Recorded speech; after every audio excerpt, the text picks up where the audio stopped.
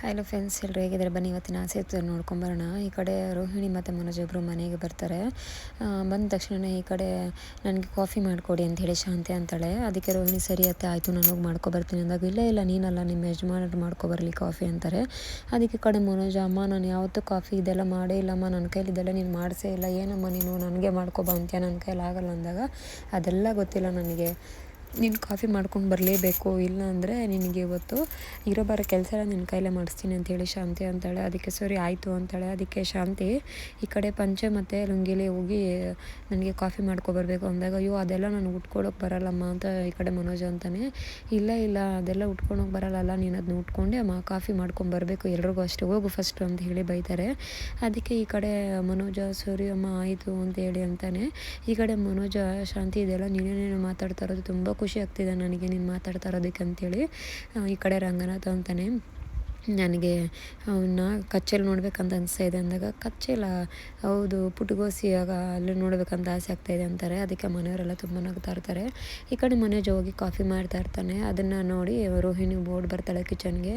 Entry ಮಾಡ್ತಾಯಿದ್ದೀರಾ ಅಂದರೆ, ಫೋನಲ್ಲಿ ಇರುತ್ತಲ್ಲಮ್ಮ ಹೇಳೋದು ಲೇಡಿ, ಅವ್ರನ್ನ ಕೇಳ್ಕೊಂಡು ಮಾಡ್ತಾಯಿದ್ದೀನಿ ಕಾಫಿನ ಅಂತೇಳಿ ಮನೋಜ ಅಂತಾನೆ. ಅದಕ್ಕೆ ಏನು ರೀ ನೀವು ಅದನ್ನೆಲ್ಲ ನೋಡ್ಕೊಂಡು ಮಾಡ್ತಾಯಿದ್ದೀರ ಅಂದಾಗ, ಇನ್ನೇನು ಮಾಡೋದು, ನಾನು ಯಾವ ಥರ ಕಾಫಿ ನೋಡ್ತೀನಿ ಅಂತ ಹೇಳಿ ಬಂದ ನೀನು ಅಂಥೇಳಿ ರೋಹಿಣಿಗೆ ಅಂತಾರೆ. ಅದಕ್ಕೆ ಲೊಟ್ಟೆ ಬಾ, ನಾನು ಕಾಫಿ ಮಾಡೋಕ್ಕೆ ನಾನು ಬಂದಿರೋದು, ಮಾಡಿಕೊಡ್ಬಾ ನನಗೆ ಅಂತೇಳಿ ಅಂತಾರೆ. ಇಲ್ಲ ಅತ್ತೆ ನಾನು ನೋಡೋರು ಅಷ್ಟೇ ಅಂತ ಅಂದಾಗ, ಅತ್ತೆ ಇಲ್ಲಿ ಇಲ್ವಲ್ಲ ಮಾಡಿಕೊಡ್ಬಾ ಆದ್ರೆ ಅದೇನಾಗುತ್ತೆ, ಅತ್ತೆ ಏನು ಬಂದು ನೋಡಲ್ವಲ್ಲ ಅಂತ ಹೇಳಿ ಈ ಕಡೆ ರೋಹಿಣಿನ ಕಾಫಿ ಮಾಡೋಕ್ಕೆ ಬಿಟ್ಬಿಟ್ಟು ಅವನು ಫೋನಲ್ಲಿ ಉಪ್ಪಿಟ್ಟು ಮಾಡೋದು ಯಾವ ರೀತಿ ಅಂತ ನೋಡ್ತಾ ಇರ್ತಾನೆ. ಇದೆಲ್ಲ ಒಗ್ಗರಣೆ ಹಾಕೋ ಬದಲು ಒಂದೇ ಸಲ ರವೆಗೆ ನೀರು ಹಾಕ್ಬಿಟ್ರೆ ಆಗೋಗುತ್ತಲ್ಲ ಉಪ್ಪಿಟ್ಟು ಅಂದಾಗ, ಕಲ್ಗಚ್ಚು ಆಗೋಗುತ್ತೆ, ಆ ಕಲ್ಗಚ್ಚು ನೀವೇ ಕುಡೀರಿ ಅಂದಾಗ, ಇಲ್ಲ ಇಲ್ಲ ಆ ಕಲ್ಗಚ್ಚು ನಾನೇ ಕುಡಿತೀನಿ ಅಂದರೆ ನೀನು ಸಹ ಕುಡಿ ನನ್ನ ಜೊತೆಲಿ ಅಂತೇಳಿ ಮನೋಜ ರೋಹಿಣಿಗೆ ಅಂತಾನೆ. ಅದಕ್ಕೆ ರೋಹಿಣಿ ಸರಿ ಹೋಯ್ತು ಅಂಥೇಳಿ ಕಾಫಿನ ಮಾಡ್ತಾ ಇರ್ತಾಳೆ. ಸರಿ ಬೇಗ ಬೇಗ ಮಾಡು ಅಂತೇಳಿ ಮನೋಜ ಅಂತ ಇರ್ತಾನೆ. ಈ ಕಡೆ ಶ್ರುತಿ ಶಾಂತಿನ ಕರ್ಕೊಂಬಂದು, ನೋಡಿ ಅತ್ತೆ ಮನೋಜ್ ಅವರು ಯಾವ ರೀತಿ ಕೂತ್ಕೊಂಡಿದ್ದಾರೆ, ರೋಹಿಣಿ ಅವರೆಲ್ಲ ಮಾಡಿಕೊಡ್ತಾ ಇದ್ದಾರೆ ಅಂದಾಗ, ಹೌದು ಸರಿ ಇರು ಇವನಿಗೆ ಮಾಡ್ತೀನಿ ಬಾಮ್ಮ ಅಂಥೇಳಿ ಹೋಗಿ ನಾರ್ಮಲಾಗಿ ಕೂತ್ಕೊಂಡಿರ್ತಾರೆ. ಅದೇ ಟೈಮಿಗೆ ಈ ಕಡೆ ಮನೋಜ್ ಎಲ್ರಿಗೂ ಕಾಫಿ ತೊಗೊಬರ್ತಾರೆ. ಈ ಕಡೆ ಶ್ರುತಿ, ಏನು ಇಷ್ಟೊಂದು ಬೆಂದೋಗ್ಬಿಟ್ಟಿದ್ದೀರಾ, ಸಾರಿ ತುಂಬ ಟಯರ್ಡ್ ಆಗೋಗ್ಬಿಟ್ಟಿದ್ದೀರ ಅಂದಾಗ, ಹೌದು ಎಷ್ಟು ಕಷ್ಟಪಟ್ಟು ಎಲ್ರಿಗೂ ಕಾಫಿ ಬಂದಿದ್ದೀನಿ ಗೊತ್ತು, ತುಂಬ ಸುಸ್ತಾಗ್ತಾಯಿದೆ ನನಗೆ ಅಂಥೇಳಿ ಕೂತ್ಕೊತಾನೆ. ಅದಕ್ಕೆ ಈ ಕಡೆ ಸೂರ್ಯ, ಹೌದಪ್ಪ ತುಂಬ ನಿನಗೆ ಸುಸ್ತಾಗ್ತಾಯಿದೆ ಇದೆಲ್ಲ ಅಂತ ರೇಗಿಸ್ತಾ ಇರ್ತಾನೆ.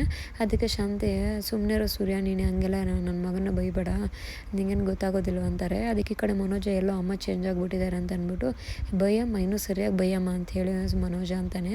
ಅದಕ್ಕೆ ಈ ಕಡೆ ಶಾಂತಿ, ನನ್ನ ಮಗನ ಏನು ಅಂದ್ಕೊಂಡಿದ್ಯಾ ನೀನು, ಅವನ ಕೈಯಲ್ಲಿ ಆಗದೆ ರೋಹಿಣಿ ಕೈಯಲ್ಲಿ ಕಾಫಿ ಮಾಡಿಸ್ಕೊಂಬಂದಿದ್ದಾನೆ ಅಂತ ಅಂದ್ಕೊಂಡಿದ್ಯಾ ನೀನು ಅಂತಾಳೆ. ಈ ಕಡೆ ಮನೋಜಗೆ ಅಮ್ಮಗೆಲ್ಲ ಗೊತ್ತಾಗ್ಬಿಟ್ಟಿದೆ ಅಂತೇಳಿ ಗೊತ್ತಾಗ್ಬಿಡುತ್ತೆ. ಅದಕ್ಕೆ ಸರಿ ಈಗ ನಿನಗೊಂದು ಶಿಕ್ಷೆ ಕೊಡ್ತೀನಿ, ಮಂಡಿ ಕಾಲು ಊರ್ಕೊಂಡು ಕುತ್ಕೋಬೇಕು ಅಂಥೇಳಿ ಅಂತಾರೆ. ಅದಕ್ಕೆ ಮನೆಯವರೆಲ್ಲ ಬೇಡ ಬೇಡ ಅಂದು ಕೇಳೋದೇ ಇಲ್ಲ, ಇಲ್ಲಪ್ಪ ತಪ್ಪಿಗೆ ಶಿಕ್ಷೆ ಆಗಲೇಬೇಕು ಅಂತೇಳಿ ಮಂಡಿ ಊರಿನೇ ಕುಳಿಸ್ತಾಳೆ. ಬಟ್ ಮನೋಜಗೆ ಶಾಂತಿನ ಬೈದಿರೋದು, ಶಾಂತಿ ಅವಳನ್ನ ಮನೋಜನ ಮುದ್ದಾಡಿರೋದು ಪ್ರತಿಯೊಂದು ನೆನೆಸ್ಕೊಂಡು ಅಳ್ತಾ ಇರ್ತಾನೆ. ಸರಿ ಅತ್ತೆ ಬೇಡ ಅತ್ತೆ ಪ್ಲೀಸ್ ಅತ್ತೆ, ಅವ್ರಿಗೂ ಅದ್ರ ಬಗ್ಗೆ ಗೊತ್ತಿಲ್ಲ ಪಾಪ, ಬೇಡ ಅಂಥೇಳಿ ಮೇನ ಅಂದಾಗ, ನಾನು ಮುದ್ದು ಸೊಸೆ ಹೇಳ್ತಾ ಇರೋದಕ್ಕೆ ನಿನಗೆ ಕ್ಷಮಿಸ್ತಾ ಇದ್ದೀನಿ, ಎದ್ದೋಳು ಎದ್ದು ಬಂದು ಒಂದು ಸೈಡಲ್ಲಿ ನಿಂತ್ಕೊ ಅಂತಾರೆ. ಮನೋಜ ಪಾಪ ಬಂದು ಒಂದು ಸೈಡಲ್ಲಿ ನಿಂತ್ಕೊತಾನೆ. ಸರಿ ತಗೋ ಕಾಫಿ ಕುಡಿ ಅಂತಂದಾಗ, ಮನೋಜ ಕಣ್ಣಲ್ಲಿ ನೀರು ಹಾಕ್ಕೊಂಡು, ನನಗೆ ಬೇಕಾಗಿಲ್ಲ ಕಾಫಿನೂ ಬೇಡ ಏನು ಬೇಡ ಬಿಡಿ ಅಂತೇಳಿ ರೂಮ್ಗೆ ಹೋಗ್ತಾನೆ.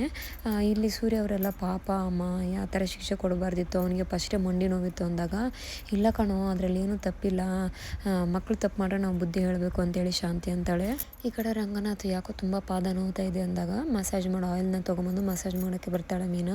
ಅದಕ್ಕೆ ಶಾಂತಿ, ಇಲ್ಲ ಇಲ್ಲ ನನ್ನ ಗಂಡನಿಗೆ ನಾನೇ ಮಸಾಜ್ ಮಾಡ್ತೀನಿ, ಗಂಡನಿಗಲ್ಲದೆ ಬೇರೆ ಯಾರಿಗೆ ಮಸಾಜ್ ಮಾಡಬೇಕು ಅಂತ ಹೇಳಿ ಆಯಿಲನ್ನು ತಗೊಂಡು ಅವಳೇ ಮಸಾಜನ್ನು ಮಾಡ್ತಾಳೆ.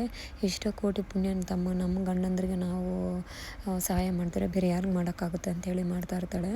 ಅದಕ್ಕೆ ಈ ಕಡೆ ಶಾಂತಿ, ಎಷ್ಟು ಸಲ ನನ್ನ ಮನಸ್ಸನ್ನ ಗೆಲ್ತೀಯ ಅಂತ ಇರ್ತಾರೆ. ಈ ಕಡೆ ಶಾಂತಿ ಪಾತ್ರೆ ತೊಳ್ಕೊಂಡು ಕಿಚನಲ್ಲಿ ಇರ್ತಾಳೆ. ರಂಗನಾಥ್ ಬಂದು, ಏನು ಶಾಂತಿ ಪಾತ್ರೆ ತೊಳಿತಾ ಇದೆಯಾ ನೀನು ಅಂದಾಗ, ಇನ್ನೇನು ರೀ ಒಂದು 4 ಪಾತ್ರೆ ಇದೆಯಾ ತೊಳೆಯೋಣ ಅಂತೇಳಿ ಬಂದೆ ಅಂತೇಳಿ ಅಂತಾರೆ.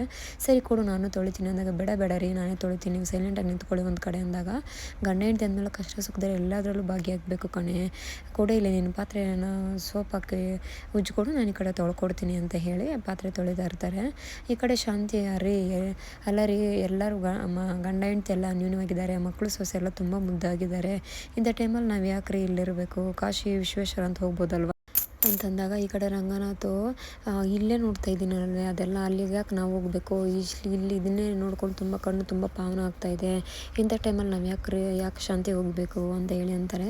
ಅದಕ್ಕೆ ಶಾಂತಿ ಇಬ್ಬರೂ ಸಹ ರೊಮ್ಯಾಂಟಿಕಲ್ ಮೂಡಲ್ಲಿರ್ತಾರೆ. ನಾನೇ ಭಾಗ್ಯವತಿ ಅಂತ ಶಾಂತಿ ಅಂತಾಳೆ. ಇಲ್ಲ, ನಾನೇ ಪುಣ್ಯವಂತ ನಿನ್ನ ಪಡೆದಿರುವಂಥದ್ದು ಅಂತೇಳಿ ರಂಗನಾಥ್ ಅಂತಾನೆ. ಬಟ್ ಇದನ್ನೆಲ್ಲನೂ ಈ ಕಡೆ ಶ್ರುತಿ ಇವೆಲ್ಲ ವಿಡಿಯೋ ಮಾಡ್ಕೊತಾ ಇರ್ತಾಳೆ. ಒಳ್ಳೆ ಟೈಮ್ಗೆ ಪ್ಲೇಟ್ನ ತಟ್ಬಿಟ್ಟು ಮನೆಯವರೆಲ್ಲ ಬೇಗ ಬನ್ನಿ ಅಂತೇಳಿ ಕರೀತಾರೆ.